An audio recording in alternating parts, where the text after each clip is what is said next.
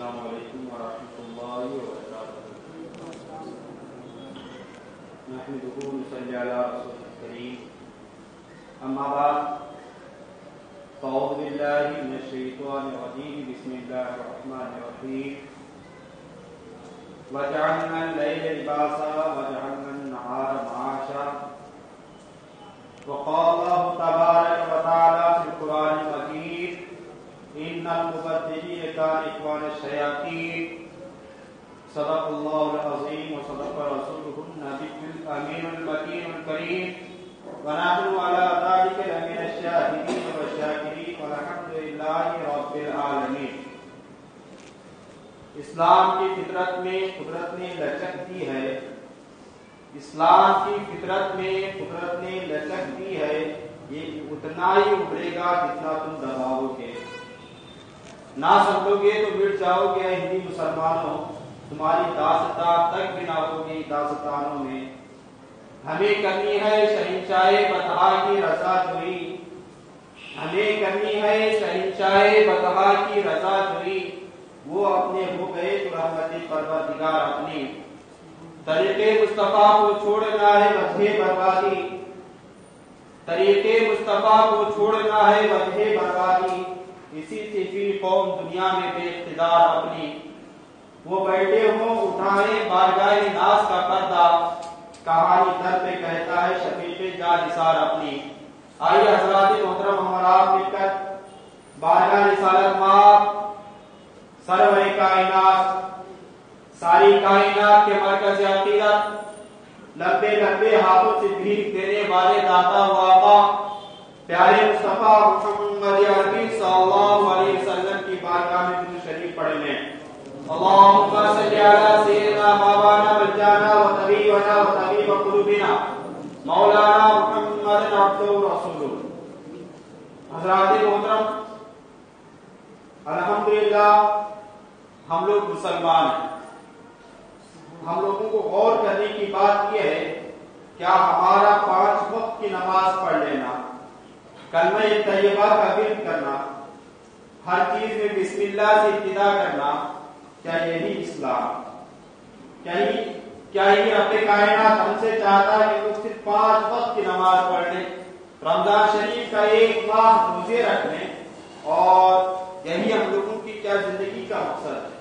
یاد رکھنا حضرات محترم، عام طور پر ایک نظریہ پیدا ہو چکا ہے بڑے چھوٹوں میں سب میں، کہتے ہیں کہ دین الگ دنیا الگ۔ حضرات محترم یاد رکھیں، جو دین ہر وہ دنیا کا کام، ہر وہ دنیا کا فعل، دنیا کا کیا ہوا کی بھی ہر وہ بات جو اسلام سے متصادم ہوتی ہے، اسلام کے خلاف ہوتی ہے، اس وقت وہ دین میں شامل نہیں ہوتی۔ اور اگر کوئی انسان دنیا میں رہتے ہوئے مسلمان ہوتے ہوئے کسی اور چیز کو، ایسی چیز کو کرتا ہے، ایسا کام کرتا ہے، اس سے ایسا فعل سرزد ہوتا ہے جو اسلام کے خلاف نہیں ہے، تو وہ دنیا نہیں بلکہ دین ہے۔ تو حضرات محترم، جبکہ رب کائنات ارشاد فرماتا ہے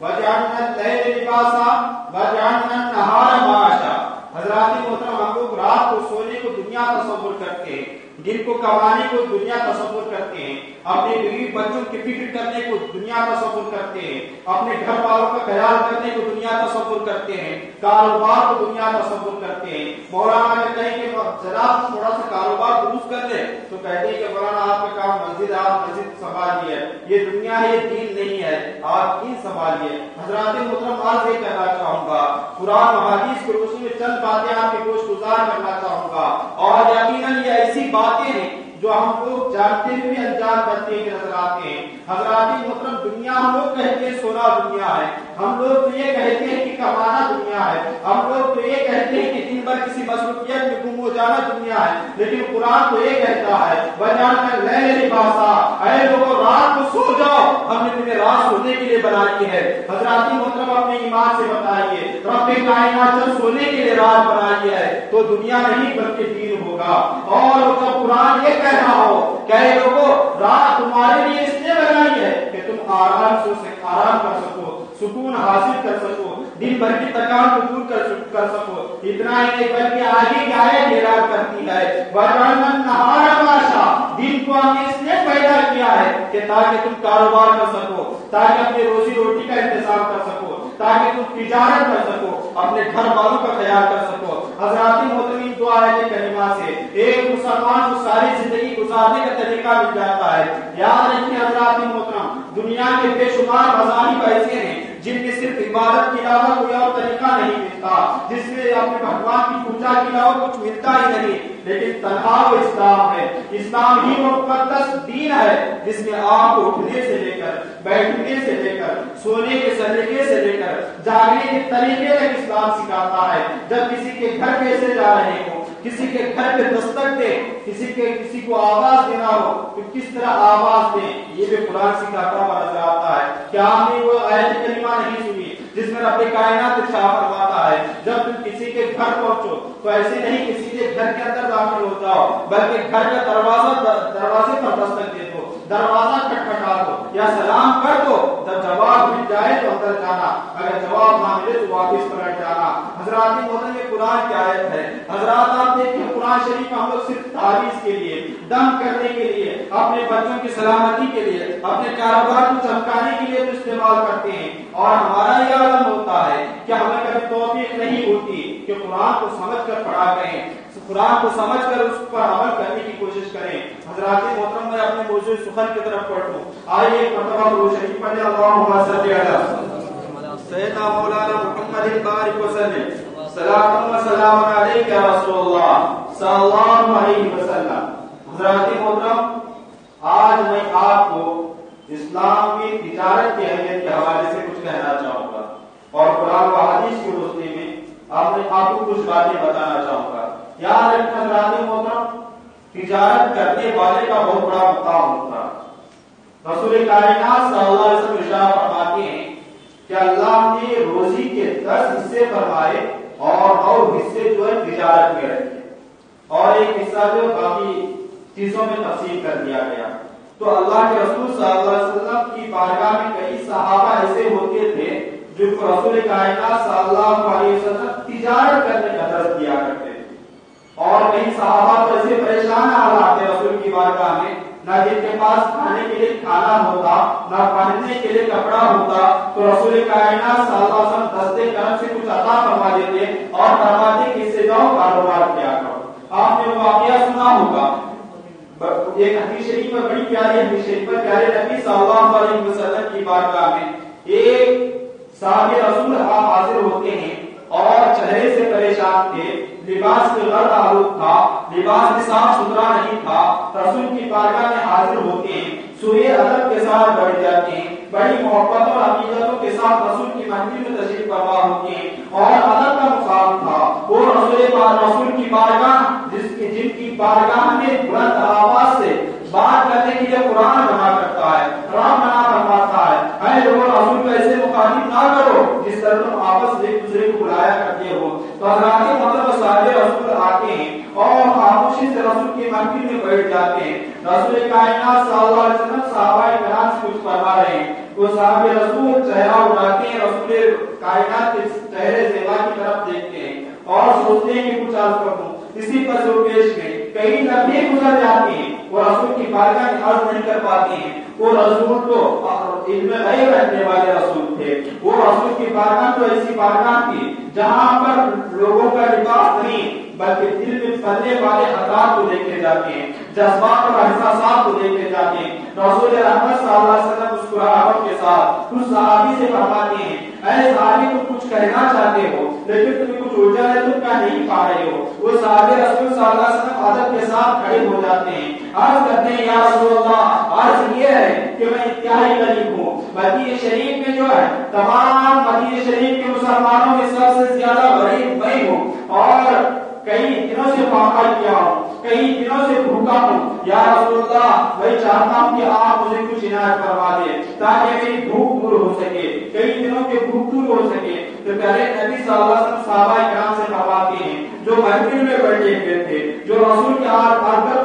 تاروں کی طرح جھلملا رہے تھے، رسول نے صحابیوں سے فرمایا، اے صحابی بتاؤ تمہارے پاس کچھ ہے؟ تو حضرت عثمان غنی کھڑے ہو کے عرض کرتے ہیں، یا رسول اللہ میرے جیب میں کچھ درہم ہے، یہ کہتے ہیں کہ آگے بڑھا دیتے ہیں जो 4 सहाबा किराम जिनके पास जो था वो रसूल की बारगाह में पेश फरमा देते हैं। रसूल कायनात सल्लल्लाहु अलैहि वसल्लम उन तमाम पैसों को लेकर उस शख्स के हवाले करते हैं और फरमाते हैं कि ऐ शख्स चला जा और इन पैसों से कोई कारोबार कर लेना। रसूल ने ये नहीं कहा था जाओ पहले खाना खा लो उसके बाद जो चाहिए वो करना, लेकिन रसूल फरमाते हैं, बुखारी शरीफ की हदीस है, रसूल ने फरमाया ऐ मेरे सहाबी चले जाओ इन पैसों से अपने कारोबार का इंतजाम कर लेना। और उस सहाबी रसूल सल्लल्लाहु अलैहि वसल्लम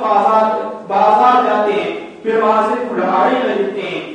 खरीदने के बाद जंगल से लकड़ियां काट कर फरोख्त करना शुरू कर देते हैं। कुछ दिनों के बाद रसूल की बारगाह में हाजिर होते हैं और रसूल कायनात सल्लल्लाहु अलैहि वसल्लम सहाबी से फरमाते हैं, ऐ सहाबी बताओ कैसी जिंदगी गुजार रही है। वो सहाबी रसूल अर्ज करते हैं, या रसूलल्लाह बात यह है कि पहले मेहनत करने की आदत नहीं थी, मांग कर खाया करता था, लेकिन जब से मेहनत करने लगा हूँ अल्लाह रब्बुल इज्जत की रहमतें मेरे घर आ रही है, कारोबार अल्हम्दुलिल्लाह अच्छा चल रहा है, लेकिन रसूल कायनात सल्लल्लाहु अलैहि वसल्लम मेरे हाथों में छाले पड़ रहे हैं। रसूल फरमाते हैं कि रसूल ने उसको कुछ सहाबी से फरमाया, अल काज़ी व हबीबुल्लाह, याद रखिए हज़रात मोहतरम, कोई सारी जिंदगी नमाजें पढ़ ले, सारी जिंदगी रोजे रख ले, किसी हदीस से साबित नहीं कर सकते कि वो अल्लाह का हबीब है, वो अल्लाह का दोस्त है। यकीनन नमाज पढ़ना हर मुसलमान पर फर्ज है, लेकिन रसूल कायनात इरशाद फरमाते हैं, अल काज़ी व हबीबुल्लाह, उस सहाबी से फरमाया था,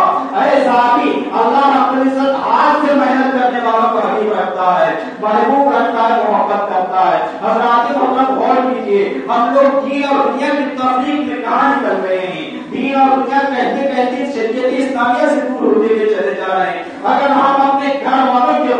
पालने के लिए, अपने घर वालों की रोजी रोटी के लिए हाथ बढ़ाते हैं, हाथ से मेहनत करते हैं, तो रसूल फरमाती है अल्लाह का हबीब हो जाता है, अल्लाह का महबूब बन जाता है। हज़रात मोहतरम यकीनन जो अपने घर वालों के लिए ख्याल करता है, जो अपने कारोबार की तरफ ख्याल करता है, जो अपने लिए और अपने घर वालों की सोचता है, वो कभी दुनिया नहीं बल्कि दीन कमा रहा है, दीन हासिल कर रहा है। एक हदीस शरीफ में तो ये भी है कि एक शख्स घर से रवाना हो और रास्ते में जा रहा हो और वो इस फिक्र का हो कि अपने बीवी बच्चों के लिए कुछ ला सके और इत्तेफाक से हादसा हो जाता है, और अगर वो मौत हो जाए तो दुनिया के और रोजों की तरह नहीं बल्कि शहादत का मर्तबा पा जाता है। तो हज़रात मोहतरम गौर कीजिए, अल्लाह के रसूल ने तिजारत करने वालों को कितना अजीम मुकाम अता फरमाया है। अल काज़ी व हबीबुल्लाह, रसूल ने फरमाया हाथ से मेहनत करने वाला अल्लाह का हबीब हो जाता है। इतना ही नहीं हज़रात मोहतरम, आप सहाबा किराम की जिंदगी के साथ साथ रसूल रहमत की जिंदगी को देखते हैं। नबी रहमत सल्लल्लाहु अलैहि वसल्लम सारी कायनात के लिए मौलवी बनकर आए थे, मुहसिन बनकर आए थे, सारी कायनात के लिए